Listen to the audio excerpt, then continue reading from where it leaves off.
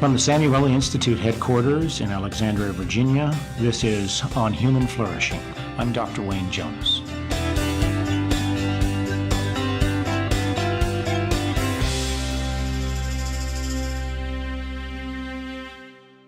So our guest today is David Gibbs, a community leader who has extensive background in outreach into community work. He's worked in Milwaukee, Delaware, and more recently in Georgia. His background includes work with the YMCA, including summer camp co-director, Black Achievers director, child care director, youth and family director. David has been working with the Samueli Institute Well Community Project, a community-based research program that aims to inform national public health policy by building support for activities outside of the traditional clinically oriented prevention approaches to wellness and resilience. In my mind, David is the connector, not only vertically between policy and the communities, but also horizontally between the academic, theoretical components as a graduate of the University of Delaware in psychology. But he also then links that academic side to the practical and the delivery side in those areas. And so both the vertical and the lateral connector is how I see you, and you've really helped us tremendously in this, and it's really a great pleasure to have you here. Thanks again, Wayne. So, David, the community, the Well Community Project, I know you've been involved in that, and maybe we could start there. Can you tell us a little bit about what it's doing, what your role is in it, and what value you see there is? Sure. The Well Community Project, as defined by the Samueli Institute, really gave three communities a lot of latitude in defining the ways in which they would promote wellness, healing, and resiliency in their communities. And so in that latitude, they were able to shape and craft means by which they wanted to engage communities in that process. My role is to support them, in kind of executing their strategy, thinking through the deeper implications of even what they put into their grant proposals, what that meant, and to help them deliver on the objectives that they formulate in the process.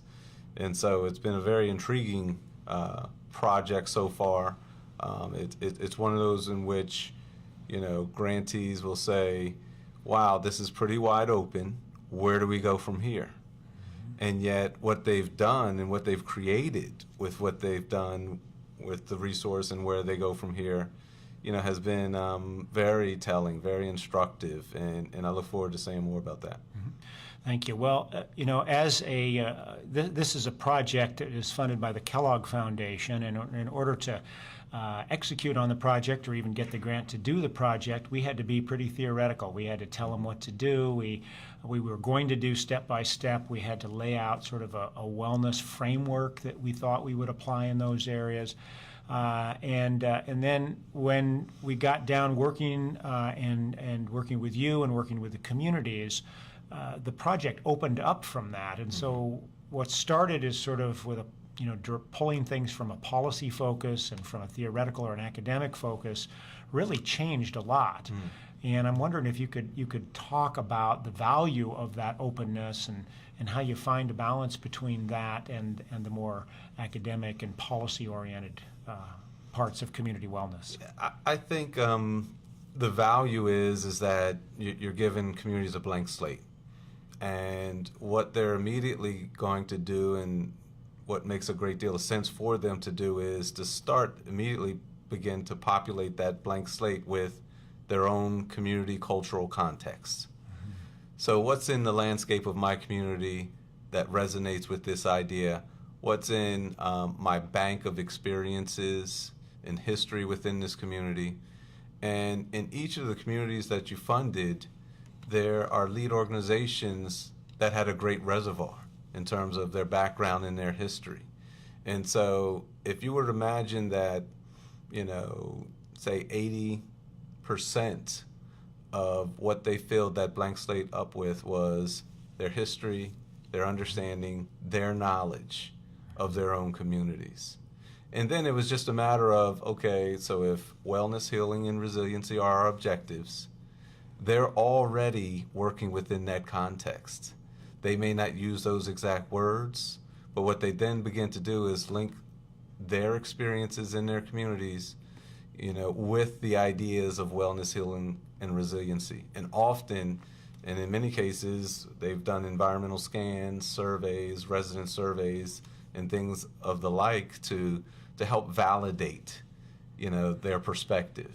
And so there's that bit of give and take between, these leaders in communities and the residents and constituents that they represent. Mm-hmm. And so, that I know when I was in the position where I was executing upon grants and offering deliverables and so forth, that was the most ideal type of funding you were looking for, and it's not only funding that is striving towards a community outcome, but there's a great deal of learning in the process. Mm-hmm. Right. So the freedom, the learning, the autonomy, the valuing of my opinion as a recipient of this grant. All those are some of the value and benefits of that very open frame and lens that you all offered. Mm-hmm. So it sounds like what you're saying is that one of the takeaways so far in this project for facilitating community well-being is having a blank slate, or at least the flexibility to allow the communities to fill in the lines, create the frameworks, execute on things as they need it. And is it really that wide open? I mean, you know what I would do is I would drill down on a couple of the pieces that I mentioned. They were the respect. There's the respect you're offering them for their knowledge and their background. Because what happens is, as you go through each revolution of experience, with your grantees, as they've gone through each revolution of experience with their targeted communities, you get to build upon the knowledge and previous experience from the previous revolutions. All right? And so they've done that for years in the communities in which they've worked. And so it made a tremendous amount of sense for you as a funder to capitalize upon that. Just like you and Samueli as an institute has done that in other arenas and can continue to do that same thing, within the direct community engagement arena as well, and bringing some of the expertise you all have to that arena. Right. So it's the wide openness, but it's the respect of engagement, the building upon previous knowledge, all right, and the intentional push towards additional knowledge. Because as we all know, if this thing were easy, it would have been figured out by now. Yeah. And there's a whole lot more that we have yet to learn, and particularly to execute. I think that's a great point, is that if it were easy, it would have been figured out, right? Absolutely. And so by definition, you have to start from a place where you don't know actually what the solution is, and that the solution is embedded in the community, and that is one of the sort of drivers, if you will, towards the process that you use for engaging with the community. Is that right? That's an excellent way to put it. The solution is embedded in the community. Yeah. It's just the same as the old axiom that the answer is embedded in the question. Right. And so in some ways, the way respect gets manifest is by looking for that solution, or listening for that solution within the community, and holding a space in which it can emerge. And the listening is probably the even more powerful piece. Because it's one thing to look, it's another thing to listen. And we know, we all have, fairly decent capacities in speaking, but that aspect of true dialogue that's most challenging for many of us is the listening part. And that's where the real respect comes in. I see. So the process of listening is key.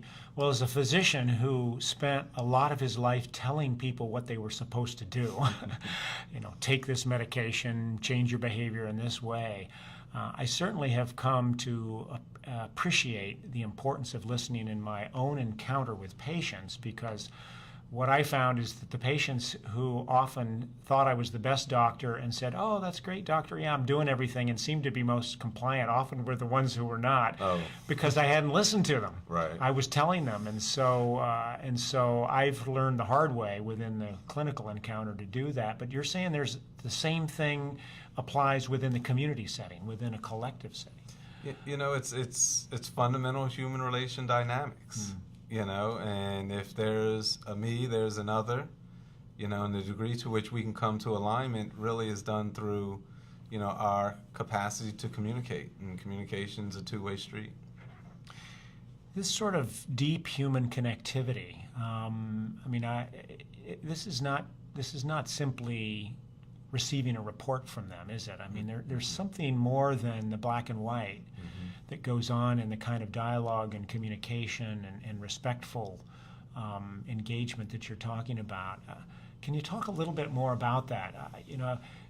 It's so often when we set up policy and you look at policies and you look at, well, how is the government going to come in and help this community? It's a very top-down type of an approach, and it seems to me that we need a process that can make what you've just described, this sort of deep, respectful listening.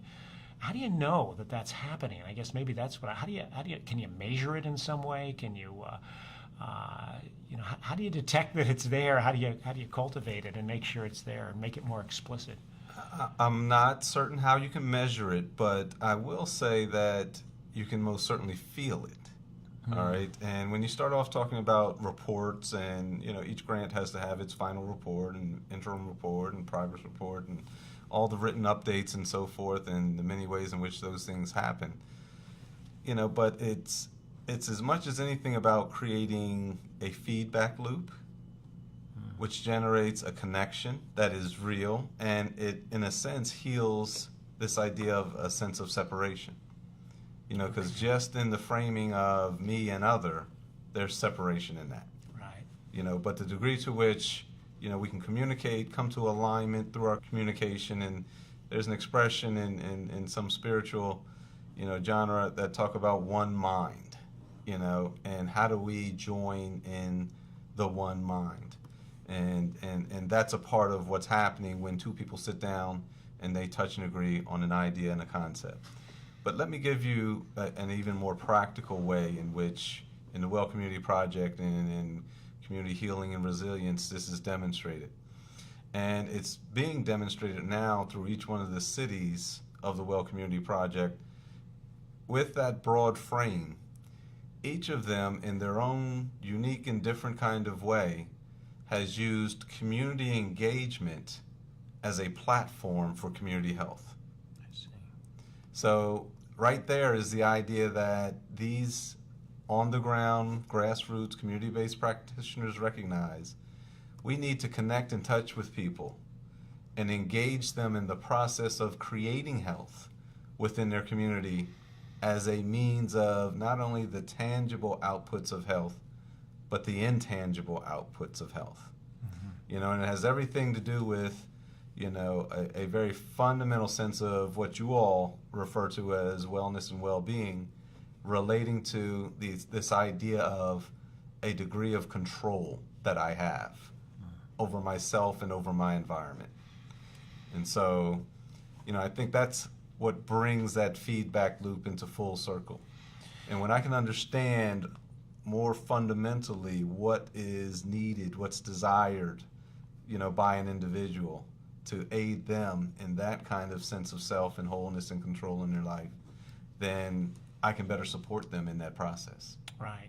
You said something that just really resonated with me here. You said it's a platform for community engagement, which then leads to health, tangible and intangible.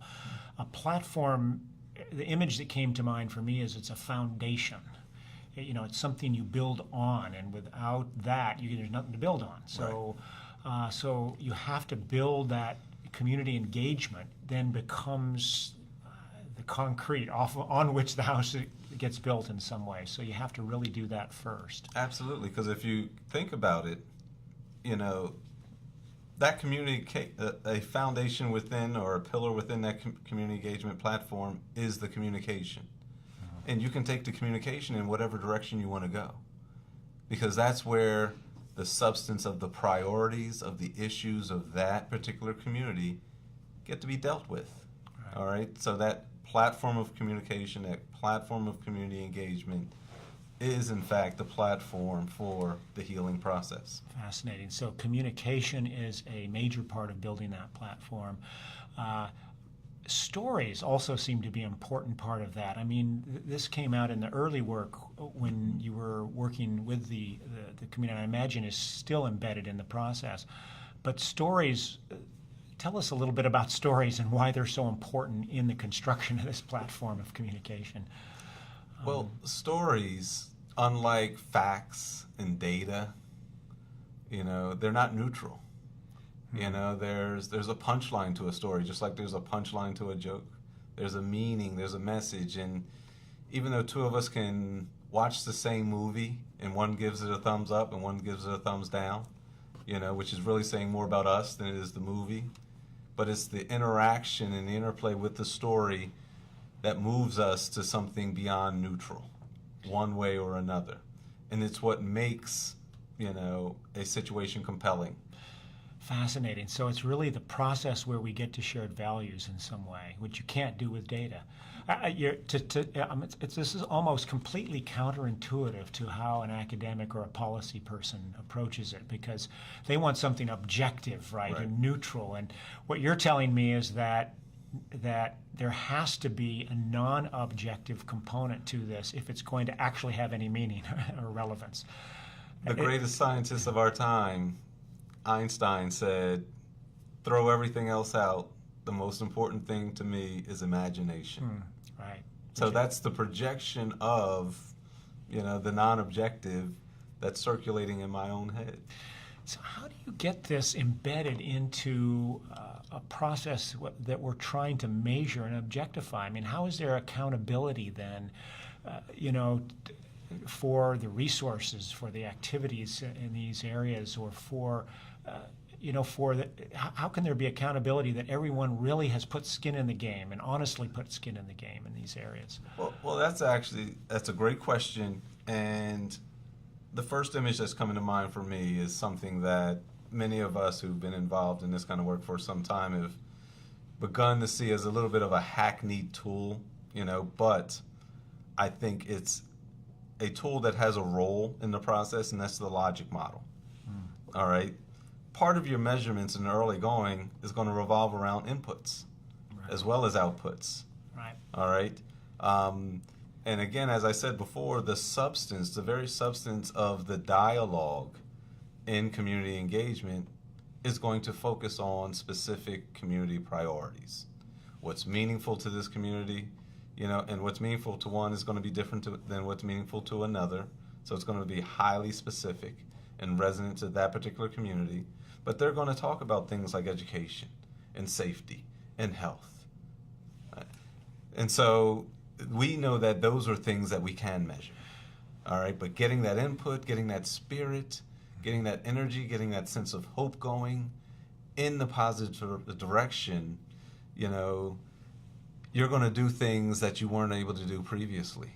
Because people, once they begin to see that this is a process that's going to generate some results, they will contribute more to that process than they ever did before. Yeah, so do you see something like the logic model or the logic model itself as being a way to sort of connect that objective aspect with the less objective component? I think it's a part of it. I think it's a part of it, and I think you don't throw out all the very other standard things that we do. You evaluate, you measure, you quantify to the best of your ability, even subjective things.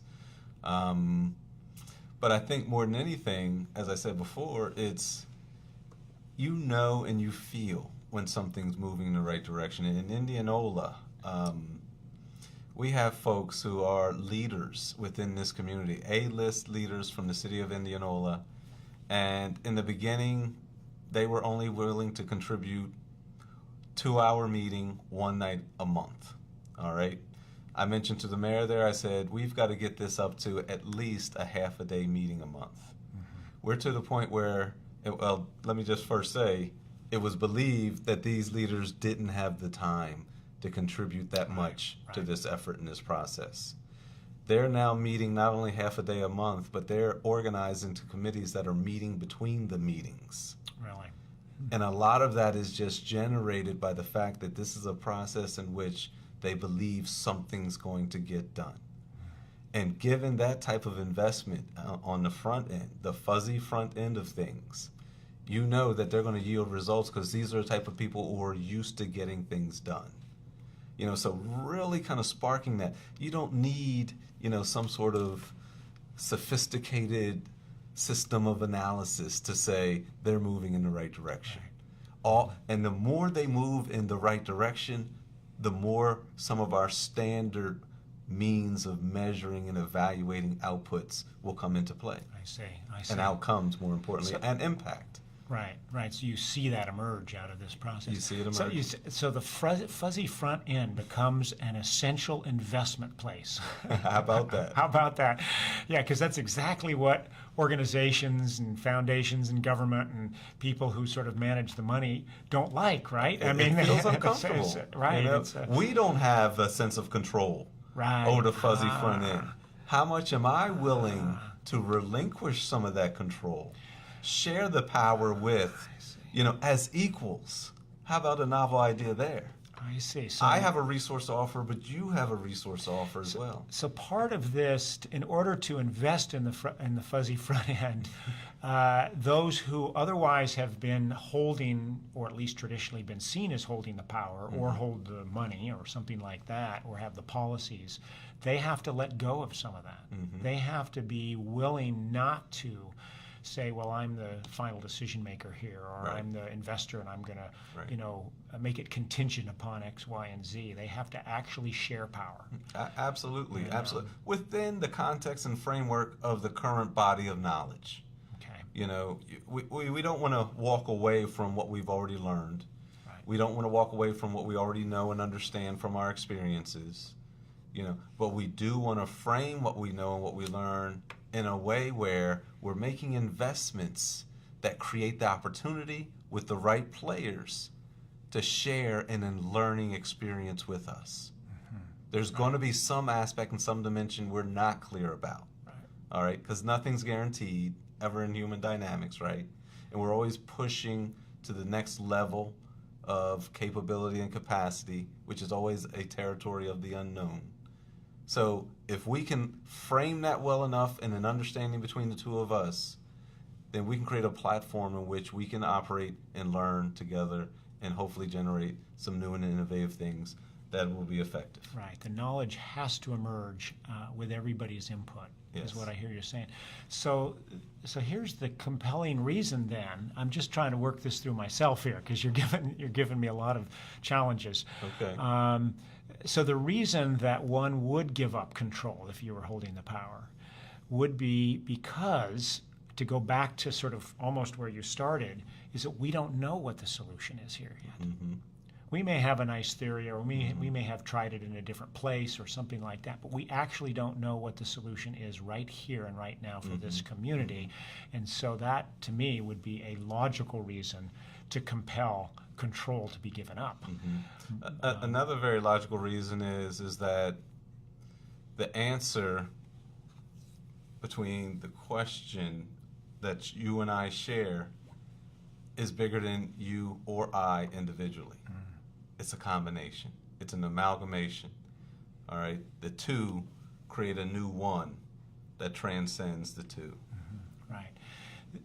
It dawns on me, and having watched you and having been involved in this project now for a while, that the amount of time that it takes to do this can be pretty substantial. Yeah. And can you talk a little bit about that? I mean, people who sort of set up a timeline and a set of metrics and deliverables and this type of thing, it may not fit into that box either. No. Two things come to mind in response to that question. One, came from a community organizer, who was a veteran, and he said what I was at that point in my career beginning to learn and understand, and it resonated very much with me. He said, This community work takes far longer than any of us want it to, requires far more investment than any of us thought it would, and that was it. Yeah. There was no magic or anything. He says it just requires more than any of us expected to. Right. The other thing that comes to mind is from the great psychologist Carl Jung and his talk and work about paradox. Oh, yeah. And our willingness to kind of work in the darkness, and to work in the shadows, and I imagine that tension that's generated out of it taking far longer than we wanted to and requiring far more from us than we ever intended is that work in the paradox. That very staunch creative tension that really drives to transformation. Well, none of us wants to be able to show that we don't know, do we? That Right. go into the darkness. There that you you go. said. I Yeah. mean, who wants to show that they're in the darkness? Right, That they right. don't actually know. We want to pretend we know, right? Right. So how do you allow that darkness to come up? How do you make it safe enough for people to feel comfortable to say, I don't know? Well, really, actually, I think we're actually circling back to one of your previous questions around the approach Samuel took with this particular grant. It was that open space. Yes. Okay. You know what I'm saying? And that willingness, to be upfront about that. I mean, we're rewarded from the time we're in kindergarten and before to know. All right, we're not rewarded for not knowing. Right. We're not rewarded for admitting that we don't know. Right. And, we're in professional positions, we're getting paid a salary. Somebody expects us to know. Right. And until we change the paradigm around grant making and so many other things, public policy and you name it. Well, I'm thinking, yeah. I mean, our whole educational system Yeah. is set up around showing that you know, right? Showing that you know. And not saying, gee, I'm learning and I don't know. Right. I remember it was a TED Talk I recently listened to on the radio when I was driving in, where a teacher, and I'll come up with her name in a minute, we'll stick it in later, who said she had worked in underserved schools, and she had a young boy who took a test to just get a baseline of where they were, and he got 18 out of 20 wrong. And she wrote on the paper +2. and the boy said, did I fail? And she said, yes, but you got 2 wrong. I mean, you got 2 right, and we're going to, she said, yes, you failed, but you got 2 right, and we're going to make you work on that, and you're going to succeed from those 2. And took the positive side, and sure enough, he said, all right, I'm going to work on this. And it generated energy rather than sort of deflating. Put it down.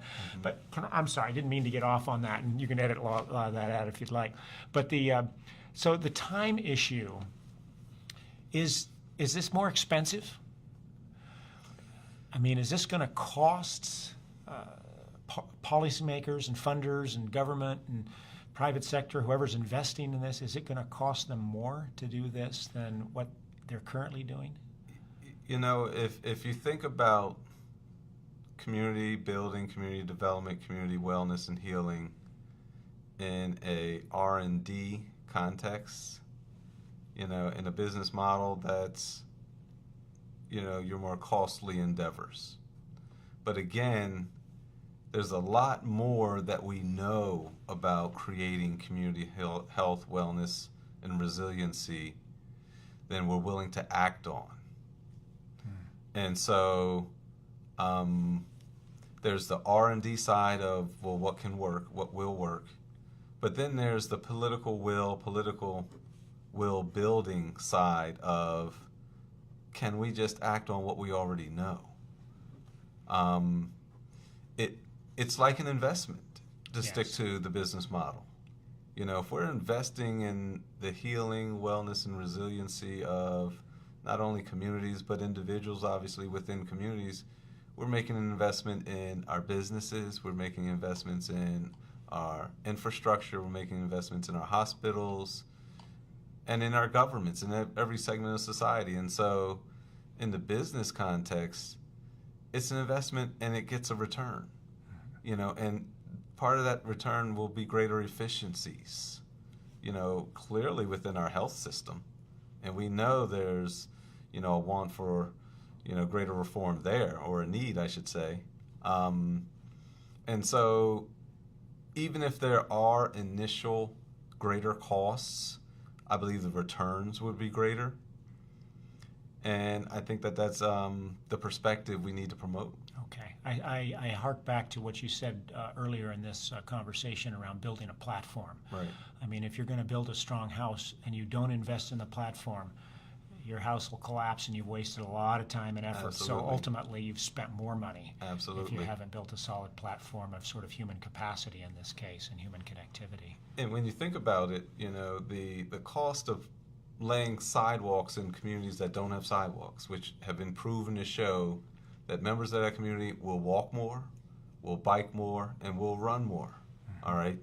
If you compare that to the costs associated with uncompensated care in a hospital or uncompensated emergency room use in a hospital, I guarantee you'll find some savings in that kind of a strategy and approach. Right. Okay. That's great. You know, you've worked in communities all over the country. You've worked with policymakers. You've worked with the Centers for Disease Control and a variety of groups in community health. Are we going in the right direction?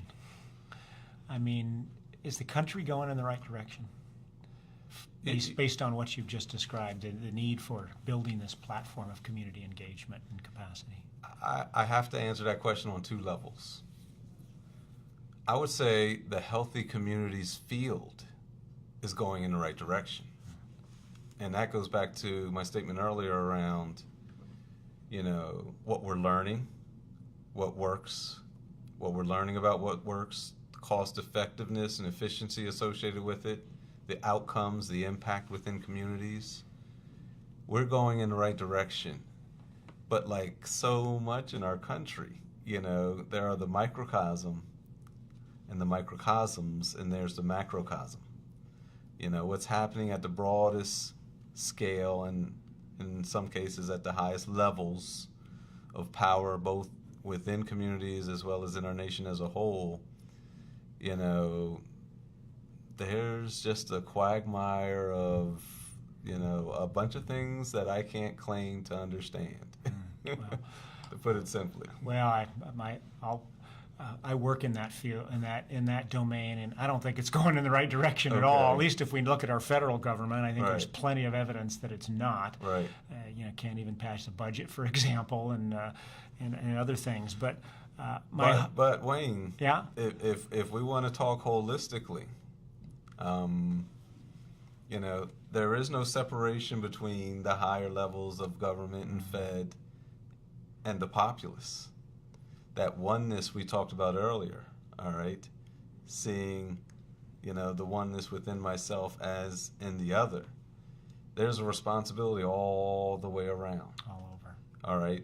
And there's a degree of accountability that we in the populace are responsible to hold those who are in positions of power. You know what I'm saying? Right. And so we've got to bring whatever leverage we can to make that happen in whatever ways we can. That's where I think more than anything we're falling short. Well, thank you very much for that. I said at the beginning of this interview that you were the connector, and I think you've just proven it again. Yes, we actually have to connect to national policy. In April, when we have our Well Community Summit and we begin to bring together communities and community leaders like the three we've been working here on this particular project, and the national policy leaders, I look forward to you playing a major role in that connectivity. So Well, thank you. Thank you for what all you do here, both for this project and for the nation. My pleasure. With boots on the ground efforts such as the Well Community Project, communities can come together with one goal in mind: to lay the groundwork for improvement in the quality of life for themselves, their family, and their neighbors. The most fundamental driver for that improvement is the ability for members of the community to come together and deeply connect. As David Gibbs says, through this respectful engagement and by building on what you know and what your fellow community members have experienced, the solution for almost any issue can be found embedded within the community. Something as simple as taking the time to listen to one another's varied experiences and starting a dialogue with those who seem to be different than you can go a long way in the process of facilitating positive change and creating community well-being.